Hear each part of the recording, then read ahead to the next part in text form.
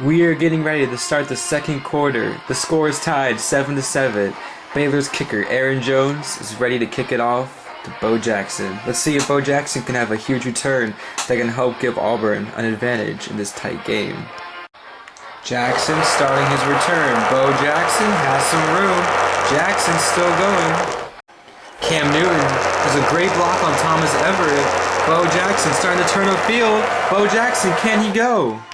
Bo Jackson turns it upfield. Can he take it all the way for an Auburn Tigers touchdown? He does not. Taken down at the 5-yard line, a 95-yard kickoff return. First and goal from the 5-yard line. The Auburn Tigers line up in the shotgun formation. Cam Newton back to pass, looking. He's got Bo Jackson.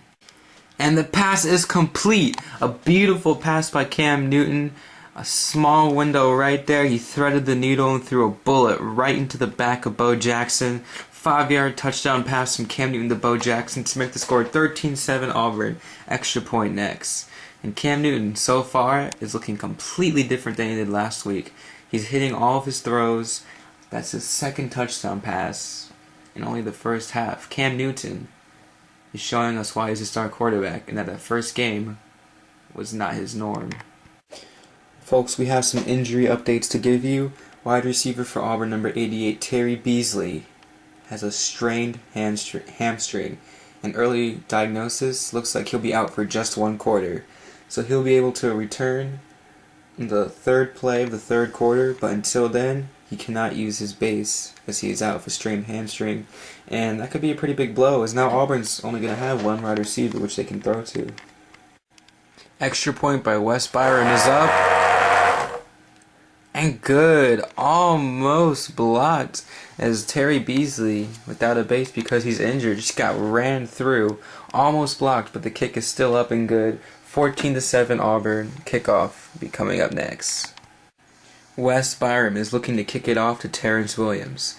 Last kickoff, Terrence Williams returned it 49 yards. Pretty good job. And last game, remember, he did have a kick return for a touchdown. So even though he's not a star player, he still is a dangerous returner. Let's see what he can do. Williams bringing it out of his end zone. Terrence Williams cuts up to the left, still going, eventually taken down by left linebacker number 31, Freddie Smith, at the 45-yard line. So a return of 45 yards, it's a pretty good job. Baylor will have the ball first and 10 on their own 45-yard line. Baylor lining up in the shotgun formation. First down the 45. Robert Griffin III back to pass. Still looking. Robert Griffin III. RG3 decides to scramble. And RG3, who was so elusive and great at scrambling last game, that was like why he ran so well, gets sacked by cornerback David Beck for a loss of 4 yards. Griffin was about to throw to Lawrence Elkins, but got taken down by David Beck. So RG3 ends up losing 4 on the scramble, as David Beck gets the sack, setting up a 2nd and 14 on their own 41-yard line. 2nd and 14, Baylor now in the pistol. RG3 back to pass. RG3's going to try to throw it to Terrence Williams. Let's see if he can make the throw. RG3's pass is incomplete, setting up a 3rd and 14 on their own 41-yard line. And RG3's got to make that throw. I mean, it's wide open. He threw it into his own offensive lineman as it hit Jason Smith, number 72. Auburn, if they can get a stop here, look to score, have a 2-score lead going into the half, can be huge to decide who will be the winner of this crucial game. 3rd and 14. This is a huge down for both teams. If Baylor doesn't get this first down, we all know a 3 and out in the Fox 12 Electric Football League is basically a death sentence. Can Baylor come in clutch and get a huge first down conversion? RG3 back to pass. Looking, taking his time. RG3 still looking. And look at this great defense. Freddie Smith and Brian Robinson are completely shutting down Kendall Wright. No room for RG3 to throw the ball. RG3 gonna scramble. RG3 trying to scramble out, has some room. RG3 has a first down and more. RG3 to the 20, to the 10, to the 5. Touchdown! And just like that, with no stoppages left, RG3 takes a terrible play and turns into a positive. With how long was that? With a 59-yard touchdown scramble run for a touchdown. What a huge play by RG3. His scrambling ability is too much for any defense to contain. As Auburn got the Baylor Bears to third down, contained all the receivers, if they couldn't stop RG3 from scrambling his way into a touchdown. Extra point next, pending to see if the game will be tied. 14-13 Auburn. The extra point by Aaron Jones is up, and it's good. 14-14 is the score. Baylor will be kicking it off next to Auburn. Aaron Jones getting ready to kick it off to Bo Jackson.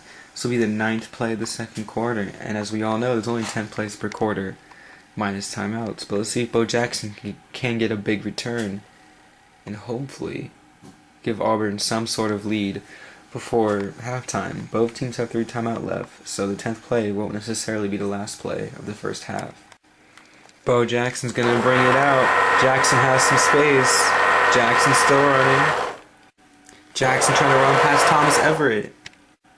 Bo Jackson breaks the tackle from Thomas Everett. Jackson's still going. Bo Jackson, still a lot of room.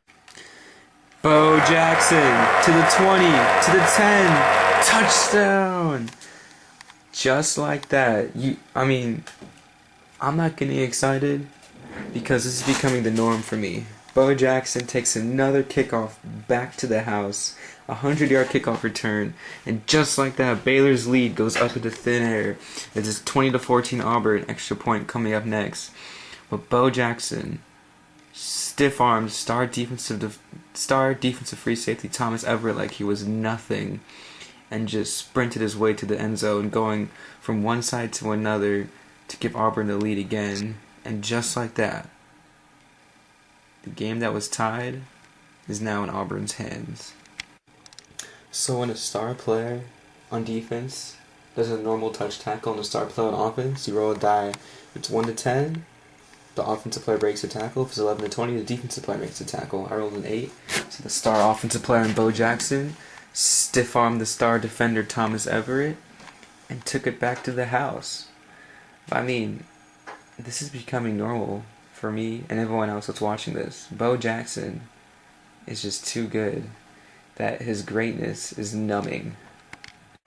And this Baylor crowd is in total shock as Auburn is about to take a 21-0 lead. Notice how Baylor's extra point defense is all loading up on the right side, trying to take advantage of Terry Beasley's injury to block the extra point. The kick is up by Russ Byram. And it's good. Almost getting blocked as Terry Beasley, with his injured thigh, strained thigh, I believe, couldn't block the massive Baylor defenders. But it doesn't matter, as Byram still gets the extra point off, and the score is 21-14 Auburn. Baylor uses its first timeout to add an extra play in the second half, as this extra point was the 10th and final play of the second half, but Baylor uses its timeout to add another one on. Sorry about that. Terry Beasley has a tweaked hamstring, not a thigh injury, a hamstring injury, and that's why he couldn't block all these Baylor defenders. And they almost came close to blocking an extra point, but they didn't. And Auburn takes a stunning 21-14 lead into what looks like will stay the same until halftime, unless Baylor can somehow pull off a miracle before halftime. 21-14. The second quarter is winding down. Wes Byram is looking to kick it off to none other than Terrence Williams. Can Williams get a big return and try to set up a chance for Baylor to at least get some points on the board before the second half begins? Byram kicks it off. And it's a touchback, sailing way out of the end zone. Baylor calls its second timeout. It has one left, and will have a 1st and 10 on their own 20-yard line. The odds of them getting any points on the board before the end of the first half is really, really slim. I got great news for everyone. I got a new, sleek Samsung Galaxy S8, and I'll be using that to record my games from now on. So the second half of this game and every other game will be recorded on this, and the camera is 1,000 times better than this camera. I love this old camera, but I'm really excited for this upgrade, and it's going to be a lot clearer, my quality of the video, and you guys will be able to enjoy my videos even more. First and 10 on their own 20. Baylor lining up in the pistol. 2 plays left in the second quarter. Baylor decides to use their final timeout after this play. RG3 sends star receiver Kendall Wright in motion. The Auburn defense shifts over to man-to-man assignments. RG3 running the option. RG3 gives the ball to Walter Abercrombie on the option. Abercrombie going upfield, still going. Walter Abercrombie, look at this great push from the Baylor offensive line. Abercrombie still going. Abercrombie eventually taken down by middle linebacker number 54, Mike Colin, at about the 44-yard line of Auburn. Walter Abercrombie, with a huge run of 36 yards, sets Baylor up on Auburn's 44-yard line, giving them a little bit better chance of putting up points before the end of the first half. Head coach Art Briles of the Baylor Bears uses his final timeout to add one last play to the first half, where Baylor will have the ball on Auburn's 44-yard line and try to get something in the end zone. Don't forget, Baylor has one home field advantage, which means they could use a pivot or advanced pivot before the play that Auburn cannot match. Let's see if they can take advantage of that and try to get some points on the board with the last play to tie it up and make this game closer. Baylor is using its one Hail Mary it has per pass.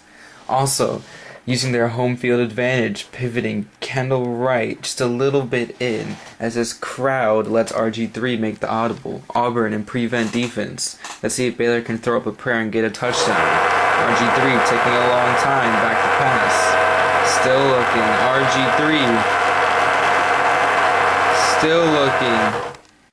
RG3 with immense pressure from Tracy Rocker is going to try to throw the tight end Laquan McGowan. Let's see if he can make this pass. And if this pass is complete and McGowan doesn't score, Baylor can use their one spike they have per half and add another play to the second quarter. My apologies. It is not Tracy Rocker, rather it's left end number 95. Gerald Robinson, who's bringing the immense pressure on RG3. RG3 used one of his star QB redos, as each star quarterback has 2 redo throws per half, and he ends up throwing an interception to Mike Colin. Colin picks it off. Let's see if it can go anywhere. Colin taken down by Walter Abercrombie at the 31-yard line for a return of about 6 yards, but it doesn't matter as Auburn seals the end of the first half with this interception by Mike Colin. What a great read, as McGowan was open, but Colin had a great read on the ball and used his excellent vertical to get in the air, intercept the ball, and that's how the first half ends. 21-14 Auburn. Baylor will get the ball to start the second half, but their fans are kind of upset right now. I mean, the Baylor Bears were thought to be the best team in the Fox 12 West, and all of a sudden they're losing to an 0-1 team. This game is huge for both teams. Let's see if Baylor can try to make a comeback in the second half, or if Auburn can keep the victory. All of a sudden, the first half isn't over. Coach Ralph Jordan calls timeout for Auburn, using his first of 3, and it looks like Auburn is going to try to get some points up on the board and try to make this lead even bigger. Now, the risk is they could turn it over or have something catastrophic happen and lose their lead, but Ralph Jordan wants to try to extend his lead to more than a one-score lead before the end of the first half, because Baylor does get the ball to start the second half. So Auburn will have the ball on their own 30-yard line, first and 10, with about 2 plays left because they use their first timeout right now. Let's see if they can get any type of points on the board. And the return by Mike Colin was for 3 yards officially after further review. But first and 10 Auburn on their own 30-yard line. Let's see if they can make something happen. First and 10, Cam Newton in the shotgun sends Tucker Fredrickson in motion. Cam Newton back to pass. He needs something big. Cam Newton looking. Cam Newton passes it to Bo Jackson. It's complete. Let's see if Jackson can get any rack. Jackson is taken down by a big hit from Thomas Everett. Everett brings down Jackson at Auburn's own 37-yard line, making the gain a gain of 7 yards. Ralph Jordan calls his second timeout. So the next play will be a 2nd and 3. Auburn on their own 37-yard line. 2nd and 3. The Baylor crowd is going insane. Cam Newton in the shotgun. Takes a snap. It's an option run. Cam Newton decides to keep it. Newton trudging upfield. Cam Newton still going. Newton hitting a wall still and taken down by Thomas Everett. Everett grabbed Newton's right hand and just threw him back. This undersized star safety threw back the big, powerful, and extremely athletic Cam Newton. Newton ends up losing 3 yards on the play. Ralph Jordan calls his final timeout, and Baylor will have a 3rd and 6 on their own 34-yard line. Baylor lines up in his prevent defense. Cam Newton has to chuck a miracle down the field and hope anything can happen. Look for Bo Jackson in the slot. Cam Newton still has 2 pass read-throughs left. Newton taking his time. Cam Newton used both of his 2 star quarterback redos, and he still could not hit Bo Jackson as he kept throwing it right into his offensive line. So the pass is incomplete, and that's how the first half will end. It officially is over now, as no one has any timeouts and no one can use any spikes or anything like that. Like, when the quarterback spikes the ball. So we go into halftime, the score 21-14. Baylor will get the ball to start the second half. I'll be using a new camera to start the second half. And if you're a Baylor fan, you'd be pretty worried about how your team looked in the first half. We'll see you after the break. 21-14, Auburn.